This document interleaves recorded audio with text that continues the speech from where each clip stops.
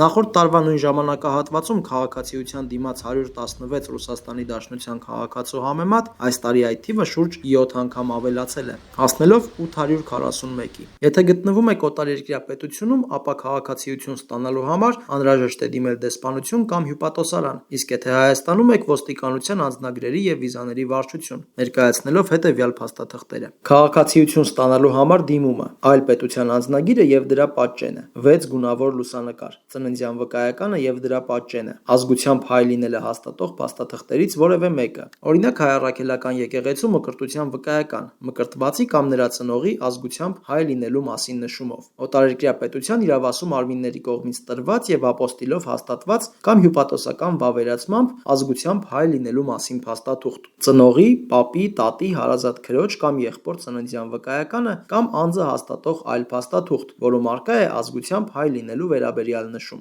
Ընթացակարգերից մեկը Արդարադատության նախարարի նախագահությամբ քաղաքացիության հարցերով միջգերատեսչական հանձնաժողովի կողմից կազմվող արձանագրությունն է։ Այս ընթացակարգը դիմումների մեծ թվին զուգահեռ հնարավորինս արագացվել է մեր հայրենակիցներին արագ օժանդակելու համար։ Քաղաքացիություն ստանալու ընթացակարգը մի քանի պետական մարմինների միջոցով է անցնում ու ամեն պետական մարմին ունի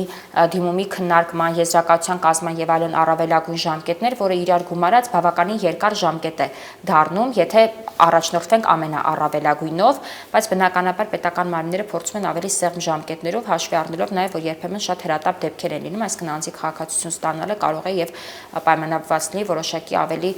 կարեւոր հանգամանքներով։ Անձնագրերի եւ վիզաների վարչությունում քաղաքացիություն ստանալ ցանկացողների հերթը սկսվում է առավոտյան 9-ից։ Հերթերից խուսափելու եւ արագ սպասարկելու համար հավելյալ քայլեր են ձեռնարկվում։ Տեղադրվել է հերթերի կառավարման տերմինալներ,